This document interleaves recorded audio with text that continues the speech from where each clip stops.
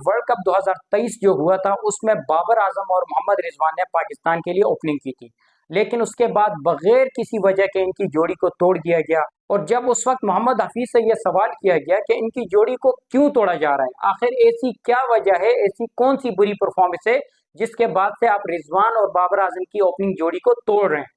तो हफीज साहब के पास कोई जवाब था नहीं, तो उस वक्त उन्होंने कहा कि यह बादशाह सलामत का ऑर्डर है।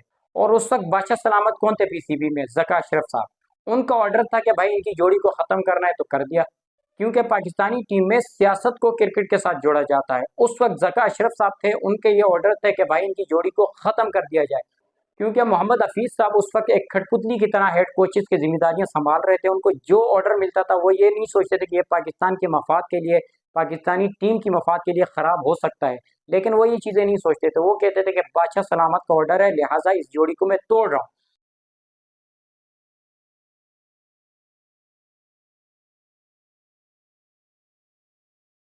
लो जी पाकिस्तानियों, बहुत बहुत मुबारक हो। वर्ल्ड कप से पहले हमारी टीम ने एक और नया भंड मार दिया। अब ये पाकिस्तानी टीम है, आए दिन इस टीम में नए भंड हो रहे होते हैं, ये कोई नई बात नहीं है। लेकिन जिस तरह से हमने इसमें सिलेक्शन कमेटी में बंदे बिठाए हुए हैं, सॉरी टू से अगर मेरी बात किसी को बुरी लगे, 1 रुपए के भी वो बंदे नहीं है, लेकिन उनको हम लाखों करोड़ों रुपए महीने के दे रहे हैं। एक एक बंदे ने पीसीबी में दो दो तीन तीन नौकरियां लेके वो बैठे हुए हैं।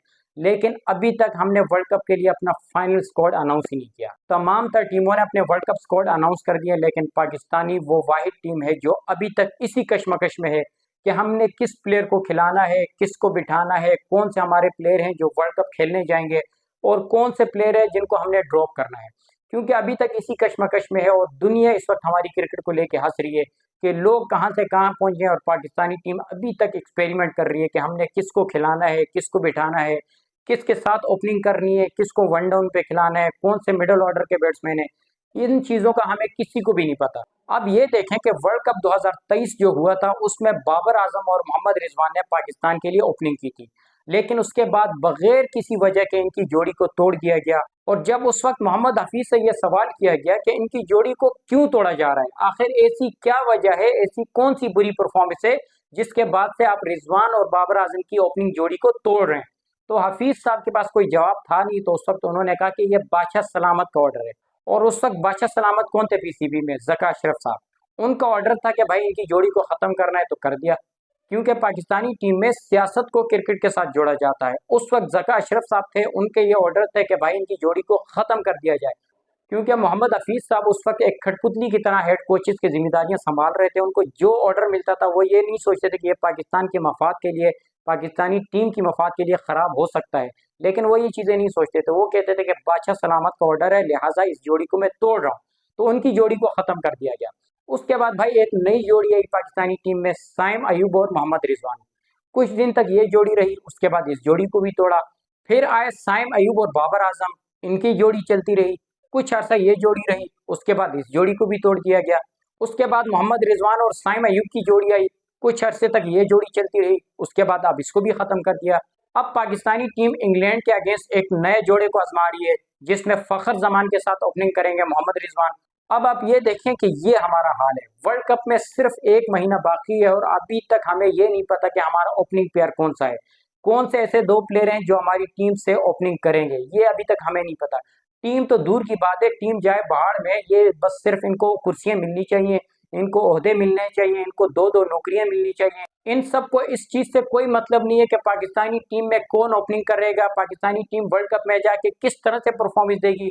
क्योंकि रिसेंट जो पाकिस्तानी टीम ने परफॉर्मेंस दी हम सबके सामने है कि आयरलैंड के खिलाफ हमने पहले मैच में किस तरह से परफॉर्मेंस दी। उससे पहले न्यूजीलैंड की जो स्कूल टीम आई थी उसके खिलाफ हमारी क्या परफॉर्मेंस थी। उससे पीछे चले जाएं, ऑस्ट्रेलिया के अगेंस्ट हमने क्या परफॉर्मेंस दी। उससे पहले जब हमने न्यूजीलैंड का दौरा किया उसमें हमारा क्या हाल था। और इन तमाम तर चीजों की जिम्मेदार पाकिस्तान क्रिकेट बोर्ड है। इसलिए कि अब जो इन्होंने नए हेड कोच हायर किए हैं उनका तो पता ही नहीं है कि वो है कहाँ। पाकिस्तानी टीम कभी किसके साथ खेल रही है, कभी किसके साथ खेल रही है, लेकिन हमारे हेड कोचेज है ही नहीं। उन तमाम तर लोगों ने हेड कोच बनने से पहले पीसीबी से ये तमाम तर शराइत रखी थी कि उस सूरत में हम पाकिस्तान के हेड कोच बनेंगे कि पाकिस्तानी टीम अगर किसी मुल्क का दौरा करेगी तो वहां हम जाएंगे। अदरवाइज अगर पाकिस्तानी टीम पाकिस्तान के अंदर रहेगी तो फिर हम वहां नहीं आएंगे। और ये तमाम तर शराइत मान ली गई थी, उसके बाद जाके वो पाकिस्तानी टीम के हेड कोच बने थे। अब आप ये देखें कि पाकिस्तानी टीम तो खेल रही है लेकिन हेड कोच है ही नहीं, बराए नाम बस हेड कोच है कोई, लेकिन वो पाकिस्तानी टीम के साथ नहीं है। अब पाकिस्तानी टीम का जो हाल है वो आप ये देखें, आए दिन हम नए एक्सपेरिमेंट कर रहे होते हैं। अब हमें ये नहीं पता कि हमने वर्ल्ड कप में किस टीम के साथ जाना है। अब पाकिस्तानी टीम ने इंग्लैंड के अगेंस्ट जो नई ओपनिंग जोड़ी रखी है, अल्लाह ना करे ये अगर ये जोड़ी भी फ्लॉप हो जाती है तो फिर किसको ओपनिंग जिम्मेदारी दोगे। अब मुझे ये डर लगने लग गया कि कहीं इफ्तिखार अहमद से पाकिस्तानी टीम ओपनिंग ना करा दे, क्योंकि ये पाकिस्तानी टीम है, यहाँ कुछ भी पॉसिबल है। यहाँ जब साल के अंदर आप 5 ओपनिंग जोड़ियां तब्दील कर सकते हो तो फिर आप इफ्तिखार अहमद से ओपनिंग भी करा सकते हो।